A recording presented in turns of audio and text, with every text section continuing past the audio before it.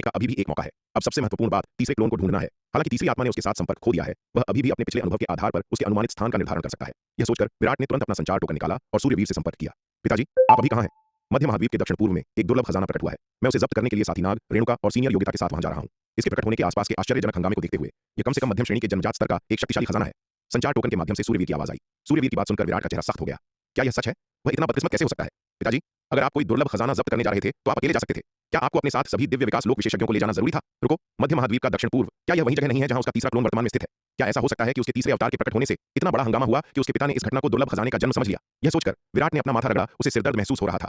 बेटा, तुम्हें मेरी क्या जरूरत पड़ गई? संचार टोकन के माध्यम से सूर्यवीर की आवाज फिर से आई। पिताजी, आप दक्षिणी महाद्वीप से कितनी दूर हैं? विराट ने पूछा। मैं यहाँ लगभग आधे दिन से हूँ और मैं दक्षिणी महाद्वीप से लगभग 20 खरब मील दूर हूँ, सूर्यवीर ने कहा। तो रहने दीजिए पिताजी, आप खुद ही खजाना ढूंढ लीजिए, विराट ने लाचारी से कहा। अगर वह सूर्यवीर के दक्षिणी महाद्वीप लौटने तक इंतजार करता और फिर निकलता तो बहुत देर हो चुकी होती। छोड़ो, उसने फैसला किया कि वह अब इस बारे में और नहीं सोचेगा। बिना किसी और हिचकिचाहट के विराट ने तुरंत शार्दूल और नीलिमा को बुलाया। फिर एक स्थानिक मार्ग का निर्माण करने के लिए अनंत परम मीनार का उपयोग किया और मध्य महाद्वीप के दक्षिण पूर्वी हिस्से की यात्रा करने के लिए इसका इस्तेमाल किया। हालांकि चूंकि विराट ने अपने तीसरे क्लोन के साथ संपर्क खो दिया है, वह केवल उनके पिछले कनेक्शन के आधार पर क्लोन के स्थान का मोटा-मोटा निर्धारण कर सकता है, लेकिन उसके सटीक स्थान को इंगित नहीं कर सकता। यदि तीसरे क्लोन ने पूरी तरह से संपर्क नहीं खोया होता तो वह सटीक स्थान के लिए उस कनेक्शन का उपयोग कर सकता था। आसानी से आरोहण लोक में प्रवेश कर लिया। हालांकि उसकी मार्शल आर्ट योग्यता के साथ आरोहण लोक में प्रवेश करना कोई समस्या नहीं होती, लेकिन जन्मजात आध्यात्मिक द्रव्य की इस बूंद ने उसकी सफलता की प्रक्रिया को अप्रत्याशित रूप से आसान बना दिया।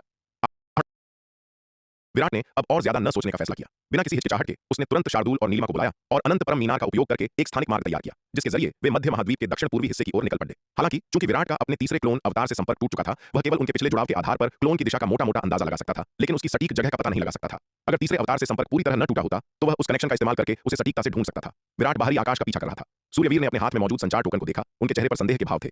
यह लड़का इस सब बकवास के साथ क्या करने की कोशिश कर रहा है? उसने संपर्क तो किया था, लेकिन कुछ खास नहीं बताया। खैर, अगर वह नहीं बता रहा तो शायद कोई महत्वपूर्ण बात नहीं होगी। सूर्यवीर ने संचार टोकन रख दिया और इसके बारे में सोचना बंद कर दिया।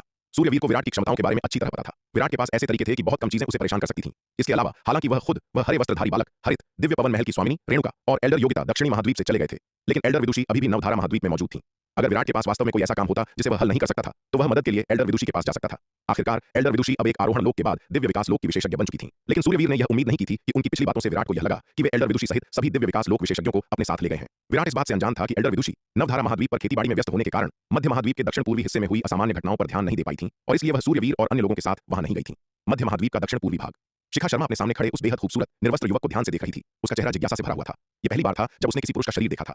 अगर यह कोई और पुरुष होता तो शिखा शर्मा कभी भी इतनी हिम्मत करके उसके शरीर को देखने की जरूरत न करती, लेकिन यह युवक अभी अभी एक पत्थर से पैदा हुआ था और कुछ नहीं जानता था। शिखा शर्मा ने उसकी दुनियादारी से अनभिज्ञता का फायदा उठाते हुए उसे इतनी बेशर्मी से निहारने की हिम्मत की। हालांकि शिखा शर्मा आखिरकार एक कुंवारी कन्या थी और भले ही वह बाहर से निडर होने का दिखावा कर रही थी, लेकिन अंदर से वह काफी शर्म महसूस कर रही थी। फिर भी उसकी शर्म उसकी जिज्ञासा को दबा नहीं सकी।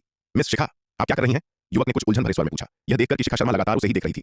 कुछ नहीं, शिखा शर्मा ने जल्दी से अपना हाथ हिलाया। उसकी आंखें इधर उधर फड़कने लगीं। शिखा शर्मा आखिरकार एक युवती थी और हालांकि उसकी हरकतें जिज्ञासा से प्रेरित थीं, लेकिन युवक का सवाल सुनकर वह खुद को संभाल नहीं पाई। तुम्हें पहले कपड़े पहन लेने चाहिए। शिखा शर्मा ने जल्दी से कुछ कपड़े निकाले और युवक को थमा दिए। शून्य समाधि गुप्त क्षेत्र में जन्मजात निर्मल मणि और प्राचीन संप्रदाय के खंडहरों में जन्मजात आध्यात्मिक द्रव्य का तालाब प्राप्त करने के अलावा उसने कई अन्य खजाने भी हासिल किए थे, जिनमें कई उच्च श्रेणी के सुरक्षात्मक वस्त्र भी शामिल थे। इनमें से अधिकांश वस्त्र पुरुषों के थे। ओह ठीक है। युवक ने शिखा शर्मा से वस्त्र स्वीकार किए और उन्हें पहन लिया। हालांकि वह विस्मृति के एक पर्दे का अनुभव कर रहा था और अब यह नहीं जानता था कि वह कौन है, लेकिन फिर भी वह खाने और कपड़े पहनने जैसी बुनियादी वृत्ति को समझता था। ठीक है, चलो चलते हैं। तुम्हारे जन्म ने काफी हलचल मचा दी है और इसने निश्चित रूप से बहुतों का ध्यान आकर्षित किया होगा। शिखा शर्मा ने युवक के कपड़े पहनने के बाद उससे कहा। जन्मजात निर्मल मणि से युवक के निकलने से जो हंगामा हुआ था वह बहुत बड़ा था, जिसने संभवतः कई लालची लोगों की नजरों को अपनी ओर खींचा होगा। मुसीबत से बचने के लिए जल्द से जल्द वहां से निकलना ही बेहतर था। हालांकि यह युवक शक्तिशाली था, जिसके पास दिव्य विकास लोक के मध्य चरण जितना उच्च साधना स्तर था, जो उसे पूरे शक्ति सिंधु महाद्वीप में भी शीर्ष विशेषज्ञों में से एक बनाता था और बहुत कम लोग उसे हरा सकते थे। हालांकि अभी अभी जन्मजात निर्मल मणि से पैदा होने के कारण उसका दिमाग कोरे कागज की तरह था, जिससे वह हेरफेर और बहकावे के लिए बेहद संवेदनशील था। यदि उसे गलत इरादे वाले लोगों द्वारा गुमराह किया जाता तो यह पूरे दांव संघ और मानव जाति के लिए एक जबरदस्त आपदा होती। युवक को बाहरी दुनिया के साथ बातचीत करने की अनुमति देने से पहले उसे सही और गलत को समझने में मदद करना और उसका उचित मार्गदर्शन करना बेहतर होगा। तब तक वह इतनी आसानी से प्रभावित नहीं होगा। ओह ठीक है, युवक ने सहमति में सिर हिलाया। वह पूरी तरह से भूल चुका था कि वह कौन था और उसे जरा भी अंदाजा नहीं था कि वह विराट का तीसरा अवतार है।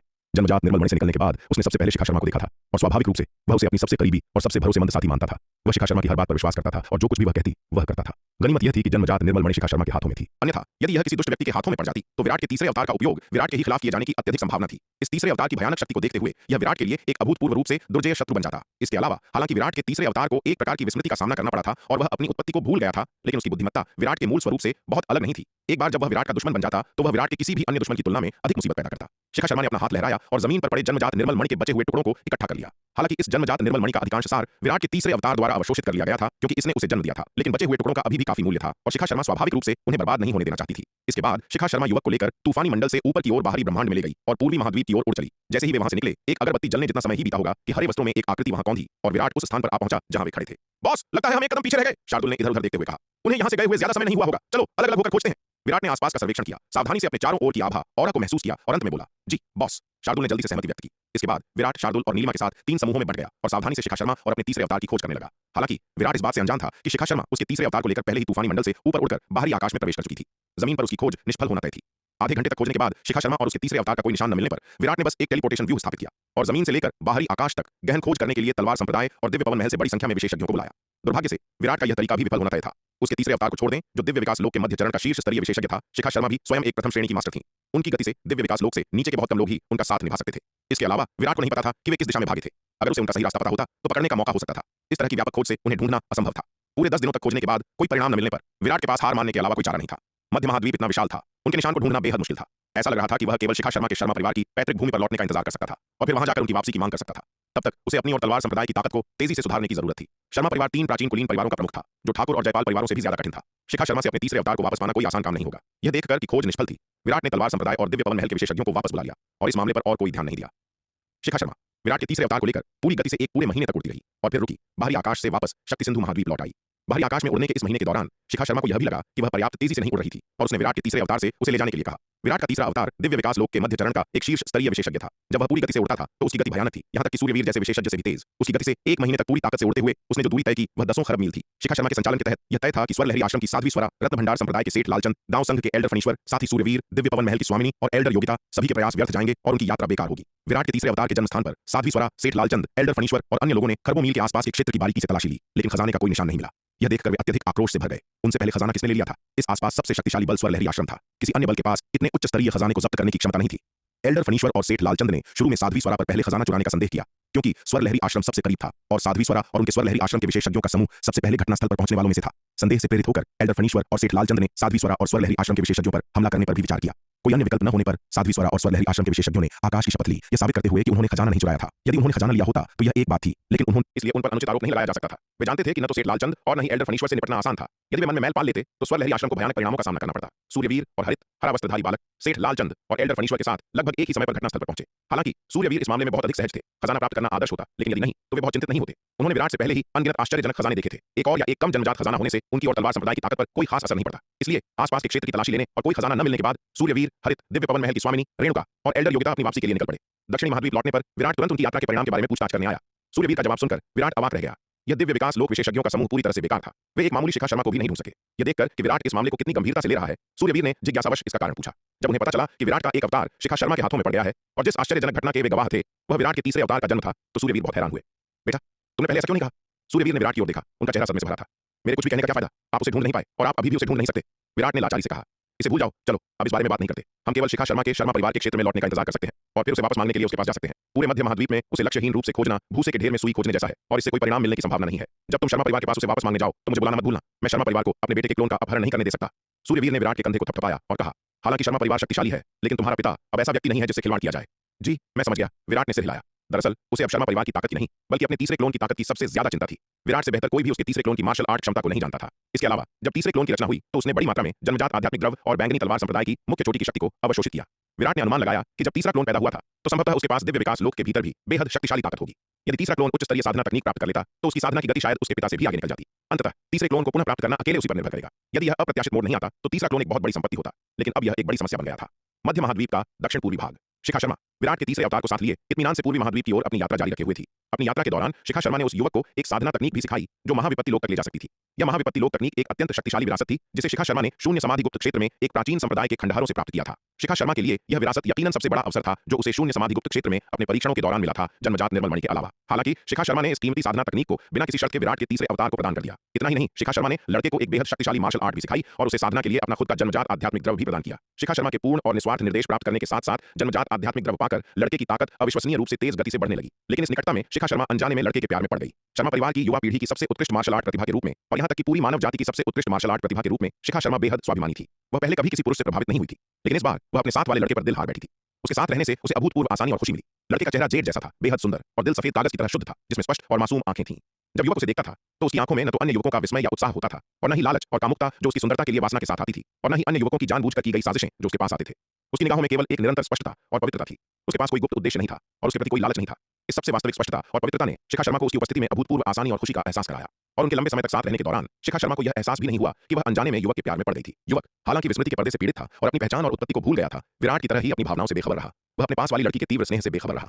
इसके अलावा हालांकि युवक विस्मृति के पर्दे के कारण अपनी पहचान और उत्पत्ति को भूल गया था, लेकिन वह आखिरकार विराट की आधी आत्मा से पैदा हुआ था और कुछ छवियां हमेशा उसके दिमाग में धुंधली रूप से उभरती रहती थीं। इसके अलावा लड़के को हमेशा लगता था कि वह कुछ बहुत ही महत्वपूर्ण भूल गया है, इसलिए वह आमतौर पर काफी शांत रहता था। अक्सर अकेले शून्य में घूरते हुए बैठा रहता, चीजों को याद करने की कोशिश करता और उन धुंधली छवियों की जड़ खोजने की कोशिश करता जो अक्सर उसके दिमाग में उभरती थीं। इससे लड़के में विराट से बिल्कुल अलग व्यक्तित्व विकसित हुआ। शिखा शर्मा और लड़का एक साथ यात्रा करते रहे और आधे साल बाद वे अद्वितीय सुंदरता वाली जगह पर पहुंचे। यह एक विशाल अंतहीन घास का मैदान था, जिसके बीच में एक विशाल झील थी। घास हरी भरी थी, आकाश और पानी नीला था और दूर मवेशियों और भेड़ों के झुंड चल रहे थे। ऐसा सुंदर दृश्य देखकर शिखा शर्मा खुशी से झूम उठी और घास के मैदान की ओर दौड़ी। लड़के ने यह देखकर बस मुस्कुराया और लड़की के पीछे पीछे धीरे धीरे चला, घास के मैदान को पार करते हुए। वीरू, क्या हम अब से इस घास के मैदान पर बस जाएं? शिखा शर्मा ने कुछ देर घास के मैदान में चलने के बाद खुशी से वापस दौड़ते हुए लड़के का हाथ अपने दोनों हाथों में थाम लिया और बेहद खुशी के साथ कहा, जैसी तुम्हारी मर्जी, यह ठीक है। युवक ने मुस्कुराते हुए सिर हिलाया। अब जब वह अपने अतीत को भूल चुका था तो यह लड़की ही एकमात्र परिवार थी जिस पर वह इस समय भरोसा कर सकता था और स्वाभाविक रूप से वह उसकी इच्छाओं के खिलाफ नहीं जाएगा। हालांकि शिखा शर्मा ने कहा था कि वह पत्थर से पैदा हुआ है, एक प्राकृतिक रूप से जन्मा जीवन, लेकिन युवक को इस पर विश्वास नहीं था। हालांकि वह लगभग सब कुछ भूल चुका था, लेकिन जन्मजात निर्मल मणि में उसकी आत्मा के उड़ने का दृश्य हाल ही में उसके दिमाग में अक्सर दिखाई देता था। इसलिए युवक को यकीन था कि वह प्राकृतिक रूप से पैदा नहीं हुआ था, बल्कि उसका एक पिछला जीवन था। बस इतना था कि जन्मजात निर्मल मणि के गर्भकाल के दौरान उसे नहीं पता था कि क्या हुआ जिससे वह सब कुछ भूल गया। लेकिन उसने शिखा शर्मा को इस बारे में नहीं बताया। उसने इसे अपने तक ही सीमित रखा, एक दिन खुद पता लगाना चाहता था। लेकिन जब तक वह अपने पिछले जीवन को नहीं समझ लेता, तब तक यह लड़की उसके जीवन में एकमात्र थी और स्वाभाविक रूप से वह हर बात में शिखा शर्मा की बात मानेगा। वीरू, तुम मेरे लिए कितने अच्छे हो। यह सुनकर शिखा शर्मा की मुस्कान खिल उठी। फिर वे दोनों घास के मैदान पर बस गए, एक सुखद साथ का जीवन जीने लगे। एक दिन युवक झील के किनारे एक चट्टान पर बैठा था, लड़की को पानी में खेलते हुए देख रहा था। विचारों में खोया हुआ साधना करने के अलावा वह अपना समय अपने दिमाग में कुछ धुंधली छवियों को याद करने की कोशिश में बिताता था, क्योंकि वे छवियां उसकी पहचान खोजने के लिए उसके एकमात्र सुराग थीं। जब तक वह अपनी उत्पत्ति को नहीं समझ लेता, उसे एक जड़हीन डकवीड़ जलकुंभी जैसा महसूस होता था। उसका दिल बेचैन रहता था। वह कौन था? उसने उस जन्मजात दोष रहित मणि में प्रवेश क्यों किया था? उसे हमेशा कुछ इतना महत्वपूर्ण भूल जाने का एहसास क्यों होता था? क्या यह उसके पिछले जीवन की कोई अधूरी इच्छा हो सकती है? जैसे ही युवक विचारों में खोया हुआ था, अचानक छपाक के साथ पानी की एक लहर उसकी ओर बढ़ी। वीरू, तुम फिर से दिन में सपने देख रहे हो। उसके सामने झील से एक कोमल मधुर आवाज आई। जो छपाक उसने अभी देखी थी वह शिखा शर्मा की थी, जो झील में खेल रही थी। शिखा शर्मा तैरकर उसके पास आई, अपना पतला जेड जैसा हाथ बढ़ाया, उसकी बांह पकड़ी और उसे जबरदस्ती पानी में खींच लिया। छपाक! लड़का, जो सतर्क नहीं था, लड़की द्वारा झील में खींच लिया गया। शिखा, तुम फिर से शरारत कर रही हो, लड़के ने लाचारी से कहा। उसने पानी से बाहर निकलकर किनारे पर जाने की कोशिश की। वीरू, बस वहां खड़े होकर सपने मत देखो, मेरे साथ थोड़ा खेलो। यह देखकर शिखा शर्मा ने तुरंत खुद को लड़के की बाहों में डाल दिया। एक ऑक्टोपस की तरह उससे चिपक गई। उसके पैर उसकी कमर के चारों ओर लिपटे हुए थे, उसकी बाहें उसकी गर्दन के चारों ओर थीं और उसने मुंह फुला लिया। खेल खेल में रूठने का नाटक किया। ठीक है, ठीक है। लड़का केवल अनिच्छा से हार मान सकता था। वीरू, मुझे पता था कि तुम मेरे लिए सबसे अच्छे हो। यह सुनकर लड़की ने खुशी से लड़के के गाल पर किस कर लिया। इसके बाद दोनों ने एक जोड़े की तरह झील में अटखेलियां की। इस घास के मैदान पर बसने के बाद से अंतिम कदम को न तोड़ने के अलावा वे व्यावहारिक रूप से दांववादी जोड़ों से अलग नहीं थे। विराट पूरी तरह से इस बात से अनजान था कि उसका तीसरा क्लोन शिखा शर्मा के साथ एक लापरवाह सुखद जीवन जी रहा था। इस तथ्य ने उसे बाद में बहुत मुसीबत में डाल दिया जब उसने अपने तीसरे क्लोन को वापस पाने की कोशिश की। अपने तीसरे क्लोन के वास्तविक रूप के बारे में अनिश्चित विराट केवल सबसे खराब स्थिति के लिए तैयारी कर सकता था। भविष्य की समस्याओं से निपटने के लिए उसका एकमात्र विकल्प लगन से साधना करना और अपनी ताकत में सुधार करना था। उसका तीसरा क्लोन एक शुद्ध निर्मल मणि से पैदा हुआ, जन्म से ही एक जन्मजात दांव शरीर का स्वामी था। मार्शल आर्ट योग्यता के मामले में यह शायद उसके मूल स्वरूप को छोड़कर बेजोड़ था। यहाँ तक कि उसके अन्य दो क्लोन भी तुलना में फीके थे। अनंत परम मीनार के दूसरे स्तर में विराट के विचार उत्तेजित हुए और एक हमम उसके चारों ओर तुरंत 625 लंबी तलवार वाले जादुई हथियार दिखाई दिए, जिन्होंने एक अतुलनीय रूप से शक्तिशाली तलवार व्यूह का निर्माण किया। इन 625 लंबी तलवार वाले जादुई हथियारों में से प्रत्येक एक निम्न श्रेणी का 9वें स्तर का जादुई हथियार था। इतने सारे निम्न श्रेणी के 9वें स्तर के जादुई खजानों से बने तलवार व्यूह की विशाल शक्ति अकल्पनीय थी। भयानक तलवार का संकल्प व्यावहारिक रूप से गठन के भीतर शून्य को काट रहा था। विराट ने इस दृश्य को देखा और एक लंबी आह भरी। साधना की इस अवधि के बाद उसने अंततः महापंचतत्व तलवार व्यूह के 11वें स्तर में महारत हासिल कर ली थी। यह 11वां स्तर उसका सबसे शक्तिशाली तुर्क का इक्का बन गया था। हालांकि इतने सारे निम्न श्रेणी के 9वें स्तर के जादुई खजानों को सक्रिय करने के लिए इतनी भयानक तलवार व्यूह बनाने में उसकी आध्यात्मिक ऊर्जा की भारी मात्रा खर्च होती थी। अपनी वर्तमान आध्यात्मिक ऊर्जा के साथ वह शायद महापंचतत्व तलवार व्यूह के 11वें स्तर की केवल एक या दो चालें ही चल सकता था। जैसे ही विराट ने महापंचतत्व तलवार व्यूह के 11वें स्तर में महारत हासिल की, उसके चेहरे के भाव अचानक जम गए, जिसके बाद एक खुशी और आश्चर्य का भाव आया। विराट की आकृति कौंधी अनंत परम मीनार के दूसरे स्तर को छोड़ते हुए और उसने तुरंत एल्डर योगिता को ढूंढ लिया। एल्डर योगिता, मेरे स्वर्ण ड्रैगन अवतार की रक्षा के लिए मेरे साथ विशाल पर चलिए, विराट ने जल्दबाजी में कहा। तुम्हारे स्वर्ण ड्रैगन अवतार की रक्षा? तुम्हारे स्वर्ण ड्रैगन अवतार को क्या हुआ? एल्डर योगिता ने यह सुनकर जिज्ञासा से पूछा। मेरा स्वर्ण ड्रैगन अवतार आरोहण लोक में टूटने वाला है, विराट ने जल्दी से कहा। उसका स्वर्ण ड्रैगन अवतार विशाल दलदल के तल पर प्राचीन ड्रैगन महल के खंडहरों में एकांत में साधना कर रहा था और आज उसने आखिरकार नवनाग दिव्य रूपा के पहले परिवर्तन के पहले स्तर में महारत हासिल कर ली थी। नवनाग दिव्य रूपा के पहले परिवर्तन के पहले स्तर में महारत हासिल करने पर स्वर्ण ड्रैगन अवतार भी अंततः आरोहण लोक में टूट गया। वास्तव में यदि यह नवनाग दिव्य रूपा की कठिन साधना के लिए नहीं होता तो स्वर्ण ड्रैगन अवतार बहुत पहले आरोहण लोक में टूट सकता था। हालांकि नवनाग दिव्य रूपा की साधना करने और स्वर्ण ड्रैगन अवतार के सच्चे सार को आकाशीय ड्रैगन शक्ति में बदलने के लिए केवल आज ही स्वर्ण ड्रैगन अवतार आरोहण लोक में टूटा। स्वर्ण ड्रैगन अवतार जो नवनाग दिव्य रूपा की साधना करता है और आरोहण लोक में टूटता है, उसके पास अकल्पनीय युद्ध शक्ति होगी जो सामान्य प्रारंभिक चरण के आरोहण लोक मार्शल कलाकारों से कहीं अधिक होगी। ओह चलो फिर, एल्डर योगिता ने यह सुनकर सिर हिलाया। दरअसल उसे लगा कि विराट कुछ ज्यादा ही प्रतिक्रिया दे रहा है और जरूरत से ज्यादा घबराया हुआ है। वर्तमान में युमेश शाही शहर के दक्षिण का क्षेत्र अनिवार्य रूप से सभी दिव्य पवन महल का क्षेत्र है। दिव्य पवन महल के क्षेत्र में मुसीबत पैदा करने की हिम्मत कौन करेगा? विशालपुर और विशाल दलदल भी स्वाभाविक रूप से दिव्य पवन महल के क्षेत्र में है। विराट का स्वर्ण ड्रैगन अवतार दिव्य पवन महल के क्षेत्र में टूटने से कोई समस्या नहीं होगी। केवल एक दिव्य विकास लोक विशेषज्ञ थोड़ा खतरा पैदा कर सकता है, लेकिन वर्तमान में दिव्य पवन महल के क्षेत्र के अपेक्षाकृत करीब एकमात्र दिव्य विकास लोक विशेषज्ञ एल्डर फनीश्वर हैं, जो युमेश शाही शहर में तैनात हैं और रत्न भंडार संप्रदाय के सेठ लालचंद हैं। हालांकि जब तक एल्डर फणीश्वर और सेठ लालचंद जानबूझकर मौत को दावत नहीं दे रहे थे, वे मुसीबत पैदा करने के लिए दिव्य पवन महल के क्षेत्र में नहीं आएंगे। हालांकि एल्डर योगिता ऐसा सोचती थी, फिर भी वह विराट के स्वर्ण ड्रैगन अवतार की रक्षा करने और किसी को भी उसके टूटने में बाधा डालने से रोकने के लिए विराट के साथ विशाल दलदल की ओर चल पड़ी। आखिरकार विराट अब उनका बड़ा संरक्षक था, उनके भविष्य के साधना संसाधन सब उसी पर निर्भर थे। स्वाभाविक रूप से विराट जो कुछ भी कहेगा वह करेंगी। भले ही विराट ने उनसे एल्डर फणीश्वर को मारने के लिए कहा होता, तो वह बिना किसी हिचकिचाहट के तुरंत अपनी तलवार खींच लेती और उन्हें मार डालती। उसके स्वर्ण ड्रैगन अवतार की रक्षा करने जैसी तुच्छ बात तो छोड़ ही दें। जब एल्डर योगिता विशाल दलदल के पास पहुंची और उसके ऊपर भयानक आकाशीय घटना देखी, तो वह तुरंत दंग रह गई। विशाल मैदानों के ऊपर आकाश में महादाओं के सार से बना एक विशाल आकाशीय ड्रैगन अरबों मील तक फैला हुआ था, जिससे एक अतुलनीय रूप से भयानक दबाव निकल रहा था। विराट के स्वर्ण ड्रैगन अवतार के आरोहण लोक में टूटने की आकाशीय घटना से घिरा क्षेत्र 10 अरब मील के दायरे से अधिक था, जो शार्दूल के आरोहण लोक में टूटने से हुई हलचल को भी पार कर गया। एल्डर योगिता आकाश में भयानक आकाशीय घटना को देखते हुए पूरी तरह से हैरान थी। इस लड़के के स्वर्ण ड्रैगन अवतार ने किस तरह की साधना तकनीक का अभ्यास किया था, जो आरोहण लोक में टूटने पर इतना भयानक था। विशाल दलदल के ऊपर आकाश में अजीबोगरीब घटनाओं ने सूर्यवीर को भी सचेत कर दिया, जो दक्षिणी महाद्वीप के बाहर तलवारबाजी का अभ्यास कर रहे थे। हालांकि सूर्यवीर जानते थे कि विराट का स्वर्ण ड्रैगन अवतार विशाल दलदल के तल पर प्राचीन ड्रैगन महल के खंडहरों में साधना कर रहा था। इस आकाशीय घटना को देखकर उन्होंने अनुमान लगाया कि यह संभवतः विराट के स्वर्ण ड्रैगन अवतार के आरोहण लोक में टूटने के कारण हुआ था। सूर्यवीर ने उस हंगामे में शामिल होने के लिए जल्दबाजी नहीं की, क्योंकि उन्होंने विशाल दलदल के पास पहले से मौजूद एक शक्तिशाली दिव्य विकास लोक आभा को महसूस किया। उस परिचित आभा को देखते हुए दिव्य विकास लोक विशेषज्ञ एल्डर योगिता होनी चाहिए। क्योंकि एल्डर योगिता वहां चीजों की देखरेख के लिए थी, इसलिए उनके जाने और मुसीबत पैदा करने की कोई आवश्यकता नहीं थी। विशाल दलदल के ऊपर आकाश में अजीबोगरीब घटनाएं 3 दिन और 3 रात तक चलीं और फिर धीरे धीरे गायब हो गईं। विशाल दलदल के तल पर प्राचीन ड्रैगन महल के खंडहरों के विरासत मैदान में विराट के स्वर्ण ड्रैगन अवतार ने धीरे धीरे अपनी आंखें खोली। स्वर्ण ड्रैगन अवतार की आंखों की गहराई में एक शक्तिशाली आकाशीय ड्रैगन प्रेत बेहोशी से कुंडलित था। काफी देर बाद स्वर्ण ड्रैगन अवतार की आंखों में अजीबोगरीब घटनाएं धीरे धीरे गायब हो गईं और स्वर्ण ड्रैगन अवतार की आंखें सामान्य हो गईं। तभी विरासत के मैदान में हरे वस्त्रों में एक आकृति कौन थी। विराट का असली शरीर भी प्रवेश कर चुका था। विराट के मुख्य शरीर ने 10 करोड़ जिन तीसरे संस्करण के नागदंत चावल, प्राचीन वीरान महाद्वीप से कई बड़ी मछलियां, प्राचीन वीरान महाद्वीप से 1 लाख जांग वर्ग की धारा और 100 शीर्ष श्रेणी की 9वीं रैंक की आरोहण गोलियां अपने स्वर्ण ड्रैगन अवतार को सौंपी और जल्दी से निकल गया। इतने प्रचुर साधना संसाधनों के साथ स्वर्ण ड्रैगन अवतार के पास आरोहण लोक के शिखर तक साधना करने के लिए पर्याप्त होना चाहिए। अपने मुख्य शरीर के जाने के बाद स्वर्ण ड्रैगन अवतार ने आधे महीने तक और साधना की, अपनी साधना को थोड़ा स्थिर किया। अपनी प्रारंभिक चरण की आरोहण लोक साधना को स्थिर करने के बाद स्वर्ण ड्रैगन अवतार उस विशाल खंडहर में लौटा, जिसमें लाखों फीट लंबे एक राक्षस और 1 मिलियन मील आकार के एक प्राचीन आकाशीय ड्रैगन के अवशेष थे। खंडहर में पहुंचने पर स्वर्ण ड्रैगन अवतार ने लाखों फीट लंबे राक्षस के अवशेषों के पास जाने का प्रयास किया। हालांकि जब स्वर्ण ड्रैगन अवतार राक्षस के अवशेषों के 5 लाख मील के भीतर पहुंचा, तो उन अवशेषों से निकलने वाले भयानक दबाव के कारण वह आगे नहीं बढ़ सका। यह देखकर विराट पूरी तरह हैरान रह गया। उसका स्वर्ण ड्रैगन अवतार अब आधिकारिक तौर पर आरोहण लोक में टूट चुका था और इसके अलावा इसने नवनाग दिव्य रूपा के माध्यम से इसे हासिल किया था। युद्ध शक्ति के मामले में स्वर्ण ड्रैगन अवतार एक सामान्य अर्धचरण दिव्य विकास लोक विशेषज्ञ को भी टक्कर दे सकता था, फिर भी वह राक्षस के अवशेषों के 5 लाख मील के भीतर नहीं जा सका। अपने जीवन काल में इस राक्षस की शक्ति अकल्पनीय थी, जो एक भयानक स्तर तक पहुंच गई।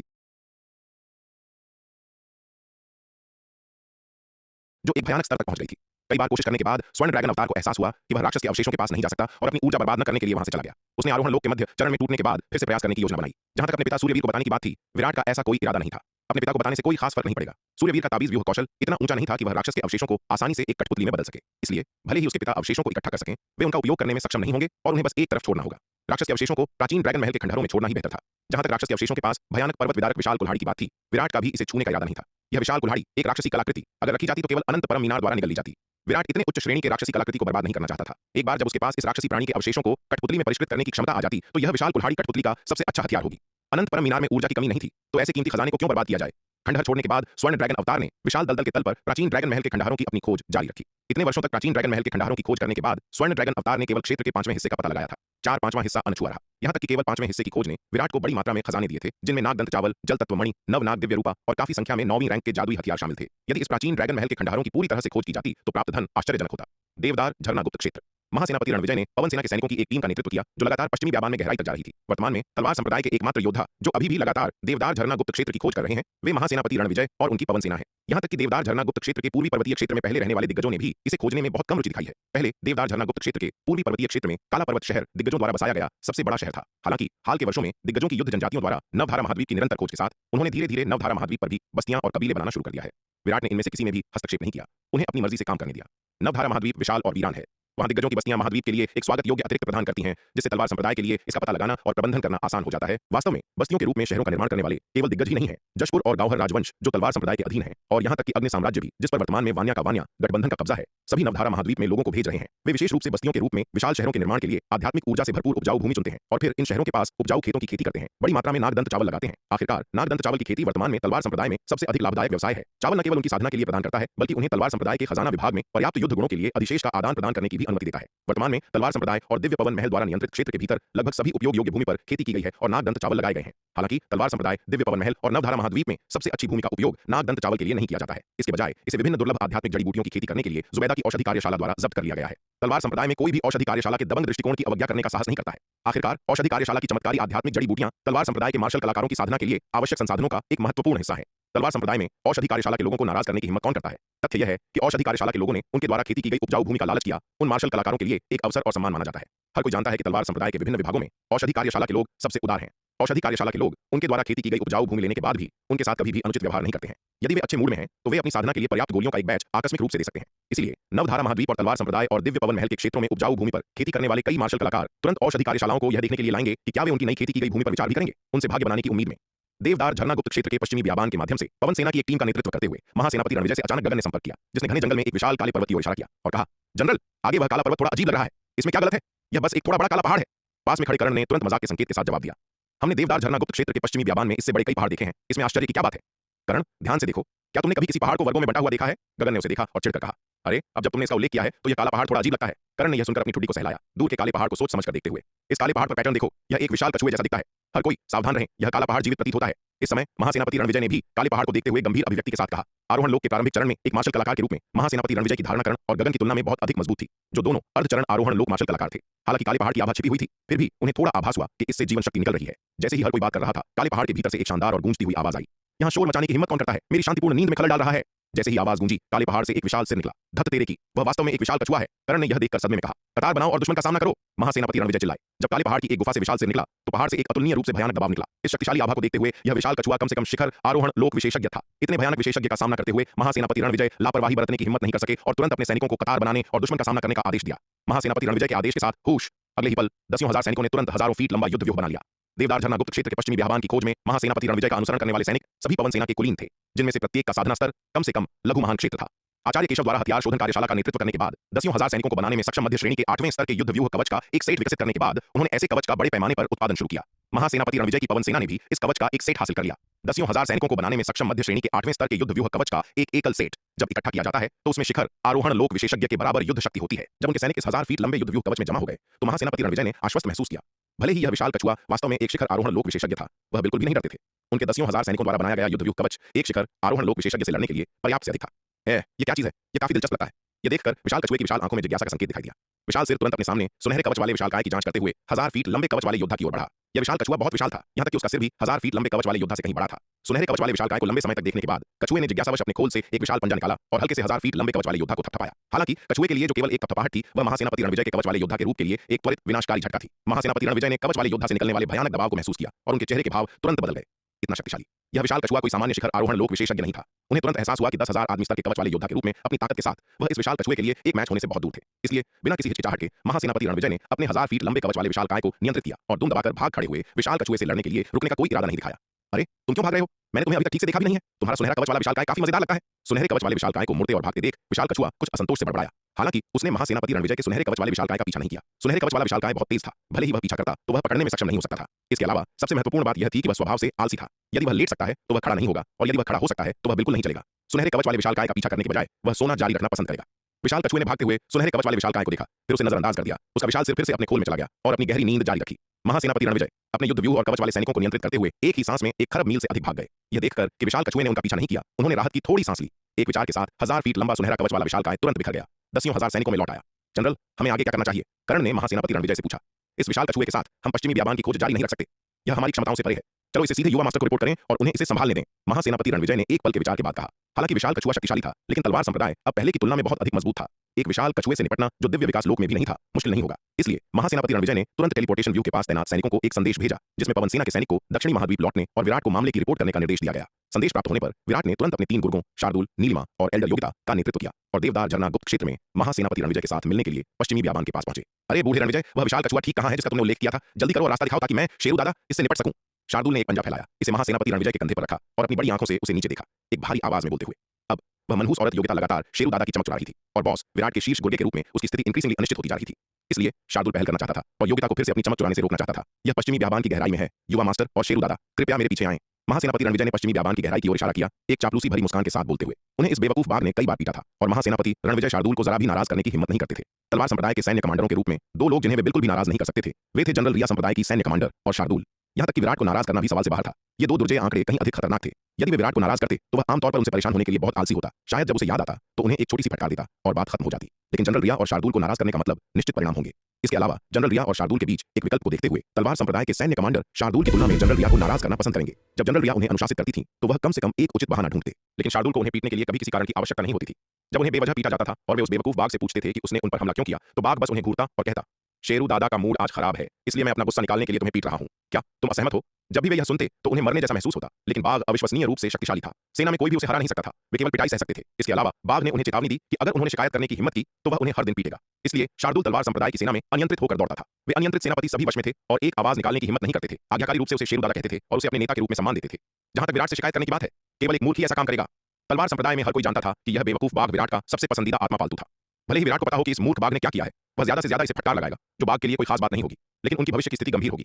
इसलिए भले ही हर कोई जानता था कि यह मूर्ख बाघ तलवार संप्रदाय में अनियंत्रित होकर दौड़ रहा था, किसी ने भी विराट को इसकी रिपोर्ट करने की हिम्मत नहीं की। यहां तक कि सेनापति समीर, जो काल रात्रि शिविर के कमांडर थे और तलवार संप्रदाय के खुफिया नेटवर्क को नियंत्रित करते थे, विराट को बताने की हिम्मत नहीं करते थे, क्योंकि सेनापति समीर को भी शार्दुल ने कई बार पीटा था।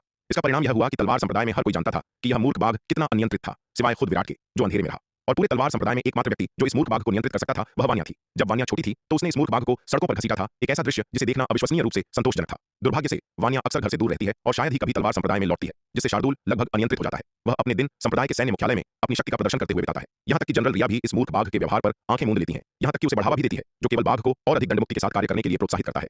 इसके बाद महासेनापति रणविजय के नेतृत्व में समूह पश्चिमी बियाबान में गहराई तक उड़ गया। जैसे ही वे विशाल कछुए के पास पहुंचे, छोटी नीली चिड़िया नीलिमा आश्चर्य से चिल्लाई, यह विशाल कछुआ, क्या यह उस भयानक खतरे का स्रोत नहीं है जिसे मैंने पश्चिमी बियाबान की गहराई में महसूस किया था? ओह, मैं सोचती थी कि यह कुछ असाधारण है, लेकिन यह तो बस एक कछुआ है। मूर्ख छोटी चिड़िया, तुम किसे कछुआ कह रही हो? ये सुनकर विशाल कछुए ने तुरंत अपना विशाल सिर अपने खोल से बाहर निकाला, अपनी बड़ी आंखों से नीलिमा को घूरते हुए और गुस्से में कहा, तुम कछुए हो, है ना? क्या तुम्हें यह कहलाने की जरूरत है? नीलिमा ने गुस्से में जवाब दिया। इस मनहूस कछुए ने उसे सीधे मूर्ख छोटी चिड़िया कहने की हिम्मत की। यह असहनीय था। वह बाद में इस मनहूस कछुए की अच्छी पिटाई करने और अपना गुस्सा निकालने के लिए दृढ़ थी। तुम मूर्ख छोटी चिड़िया, अगर तुमने मुझे फिर से कछुआ कहने की हिम्मत की तो मेरा विश्वास करो, मैं तुम्हें खा जाऊंगा। विशाल कछुए ने एक भयंकर और खतरनाक रूप धारण किया, अपनी बड़ी आंखों से नीलिमा को घूरते हुए। मैं वरुण रक्तरेखा का वंशज हूं, तुम गंदी चिड़िया, आज्ञाकारी रूप से मेरे सामने झुकने और आत्मसमर्पण करने के बजाय तुम मुझे कछुआ कहने की हिम्मत करती हो। तुम्हें इतनी हिम्मत किसने दी? विराट विशाल कछुए की बातें सुनकर हैरान रह गया। क्या यह विशाल कछुआ वास्तव में वरुण रक्तरेखा का वंशज था? यदि ऐसा था तो उसने वास्तव में इस बार सोना मार लिया था। यह देवदार झरना गुप्त क्षेत्र वास्तव में उसकी धन्य भूमि थी। यहाँ उसने न केवल शार्दुल और नीलिमा का सामना किया था, बल्कि आज उसने वरुण रक्तरेखा वाले एक विशाल कछुए का भी सामना किया था। तुम बदबूदार कछुए, तुम बहुत दूर चले गए हो। मैं प्रतिष्ठित एज्योर फीनिक्स की वंशज हूं। तुम मनहूस बदबूदार कछुए, तुम्हारी मुझे मूर्ख छोटी चिड़िया गंदी चिड़िया कहने की हिम्मत कैसे हुई? कछुए, तुम्हारा मरना बेहतर है। विशाल कछुए की बातें सुनकर नीलिमा तुरंत क्रोधित हो गई। ची! नीलिमा ने एक तीखी चीख निकाली और एक झटके के साथ तुरंत दसियों हजार मील लंबी एक विशाल नीली चिड़िया में बदल गई। इसके तुरंत बाद नीलिमा ने अपनी चोंच खोली और एक अतुलनीय रूप से भयानक धधकती हुई ज्वाला थूकी, जो विशाल कछुए की ओर जल उठी। हम एकमात्र चाल, फिर भी तुम मेरे सामने दिखावा करने की हिम्मत करती हो। विशाल कछुए ने यह देखकर उपहास किया। इतना कहकर उसने अपने पंजे फैलाए और आकाश में विशाल नीली चिड़िया पर थप्पड़ मारा। नीलिमा की भयानक जन्मजात फीनिक्स अग्नि उसके शरीर को बिना कोई आवाज किए जला रही थी, जैसे कि यह सिर्फ एक गुदगुदी हो। उसका पंजा नीलिमा पर गिर गया, जैसे कि आकाश से अचानक एक विशाल पहाड़ नीचे दब रहा हो, अपने विशाल पंजे से आधे आकाश को ढक रहा हो। यह देखकर नीलिमा चौंक गई और जल्दी से चकमा देकर दूर हो गई। मूर्ख छोटी चिड़िया, घबराओ मत, शेरू दादा यहाँ तुम्हारी मदद के लिए है। नीलिमा की दुर्दशा देखकर शार्दुल दहाड़ा और हजारों मील लंबे एक विशाल सफेद बाघ में बदल गया। दो विशाल जानवर आकाश में फैल गए, एक लुभावनी दृश्य जिसे एल्डर योगिता ने भी विस्मयकारी पाया। तुम हो शार्दुल के वंशज, विशाल कछुए ने यह देखकर आश्चर्य से कहा।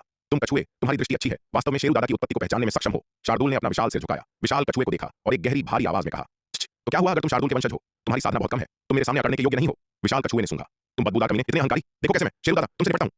विशाल कछुए की ब्लेटेंट अवहेलना से क्रोधित होकर शार्दुल दहाड़ा और अपना पंजा कछुए पर घुमाया। विशाल कछुए ने यह देखकर उपहास किया और दसियों हजार मील तक फैले एक विशाल कछुए में बदल गया। उसका विशाल खोल एक विशाल भूभाग जैसा दिखता था, जबकि उसके चार मोटे पंजे आकाश को सहारा देने वाले स्तंभों की तरह थे। इस समय यह विशाल कछुआ आतंक की अकल्पनीय आभा बिखेर रहा था। विशाल कछुए ने शार्दुल के पंजे को चकमा देने की भी परवाह नहीं की, इसे अपने शरीर पर लगने दिया। एक कान फोड़ू धमाका गूंज उठा। शार्दुल का विशाल पंजा विशाल कछुए से टकराते हुए केवल एक गुदगुदी जैसा था, उसे एक इंच भी हिलाने में असमर्थ था। यह देखकर विराट पूरी तरह हैरान रह गया। शार्दुल के पास दुर्जय युद्ध शक्ति थी। हालांकि उसने हाल ही में आरोहण लोक में प्रवेश किया था, लेकिन उसकी ताकत एक नए पदोन्नत अर्धचरण दिव्य विकास लोक विशेषज्ञ के बराबर थी। फिर भी इतने भयानक पंजे के प्रहार ने विशाल कछुए को खरोंच तक नहीं पहुंचाई थी। यह दर्शाता है कि कछुए की सुरक्षा कितनी शक्तिशाली थी। इससे पहले कछुए ने वरुण रक्तरेखा का वंशज होने का दावा किया था, जिस पर विराट को थोड़ा संदेह था। आखिरकार वरुण 10 प्राचीन दिव्य जानवरों में से एक था, जो दिव्य ड्रैगन फीनिक्स और सफेद बाघ के बराबर था। ऐसे दिव्य जानवर पूरे ब्रह्मांड में भी अत्यंत दुर्लभ थे। वह उनसे इतनी आसानी से कैसे मिल सकता था? लेकिन अब कछुए की दुर्जय शक्ति को देखकर विराट विश्वास करने से खुद को रोक नहीं पाया।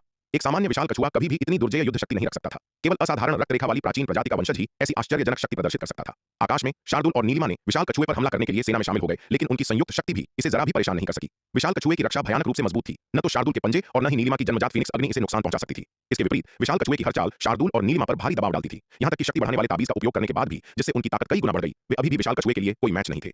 केवल कुछ दर्जन राउंड के बाद शार्दुल और नीलिमा विशाल कछुए द्वारा पूरी तरह से कुचल दिए गए। यह देखकर कि शार्दुल और नीलिमा विशाल कछुए से हारने वाले थे, एल्डर योगिता ने तुरंत अपना हाथ बढ़ाया और अपार शक्ति विकीर्ण करने वाली एक निम्न श्रेणी की जन्मजात जादुई तलवार उनकी पकड़ में दिखाई दी। होश! एल्डर योगिता ने अपनी तलवार से विशाल कछुए पर वार किया। अतुलनीय रूप से तेज तलवार की रोशनी ने आकाश और पृथ्वी को छेद दिया, सीधे उनके सामने की जगह को दो में काट दिया, जिससे आकाश में एक विशाल काली स्थानिक दरार बन गई। बूम! अतुलनीय रूप से तेज तलवार की रोशनी विशाल कछुए से टकराई, जिससे एक कान फोड़ू दहाड़ निकली। एल्डर योगिता के तलवार के प्रहार ने आखिरकार विशाल कछुए की सुरक्षा को तोड़ दिया, जिससे उसके शरीर पर घाव हो गया। हालांकि एल्डर योगिता के तलवार के प्रहार ने विशाल कछुए को घायल कर दिया था, लेकिन चोट गंभीर नहीं थी। पलक झपकते ही कछुए के खोल पर दरार भर गई थी। यह देखकर विराट और एल्डर योगिता और भी हैरान रह गए। यह विशाल कछुआ केवल एक शिखर आरोहण लोक साधना के साथ वास्तव में एल्डर योगिता, जो दिव्य विकास लोक के प्रारंभिक चरण की एक पावर हाउस थी, के एक तलवार के प्रहार का सामना करने में सक्षम था। इसके अलावा एल्डर योगिता एक निम्न श्रेणी के जन्मजात लंबी तलवार वाले जादुई हथियार का उपयोग कर रही थी। इस विशाल कछुए की रक्षात्मक शक्ति वास्तव में राक्षसी थी। तुम बेशर्म कमीने, तुम तीनों मिलकर मुझ पर हमला कर रहे हो। विशाल कछुए ने अपना विशाल सिर घुमाया, एल्डर योगिता को गुस्से में घूरते हुए और रोष में कहा, तुम बूढ़ी चुड़ैल, क्या तुम्हें कोई शर्म नहीं है? तुम एक प्रतिष्ठित दिव्य विकास लोक पावर हाउस वास्तव में मुझसे लड़ने के लिए दूसरों के साथ मिल गई। विशाल कछुए, हम अभी तुम्हारे साथ अभ्यास नहीं कर रहे हैं। बेशर्मी के बारे में यह सब बात क्या है? एल्डर योगिता ने अपने होंठ सिकोड़े खारिज करते हुए कहा। जैसे ही वह बोली, उसकी तलवार विशाल कछुए पर वार करती रही। हालांकि विशाल कछुए के पास दुर्जय रक्षा थी, लेकिन इसकी समग्र शक्ति अभी भी एल्डर योगिता जैसे दिव्य विकास लोक विशेषज्ञ से कम थी, खासकर यह देखते हुए कि एल्डर योगिता एक बेहद शक्तिशाली जन्मजात जादुई हथियार चला रही थी। जब गिरीश ने विराट के 10 करोड़ जिन नाग दंत चावल के लिए इस निम्न श्रेणी की जन्मजात लंबी तलवार का व्यापार किया, तो इसका मूल्य लगभग 10 अरब 9वें ग्रेड के आध्यात्मिक पत्थर था। जबकि यह लंबी तलवार, यह सुनकर शर्म से लाल हो गए। भला यह भी कोई बात हुई? क्या वह इतने डरपोक सेनापति थे जो इस विशाल कछुए से डर जाएंगे? लेकिन इस समय वह विराट की पोल नहीं खोल सकते थे, इसलिए उन्हें बेशर्मी से उसकी हां में हां मिलानी पड़ी। बिल्कुल सही बात है, हमारे कई सैनिक तो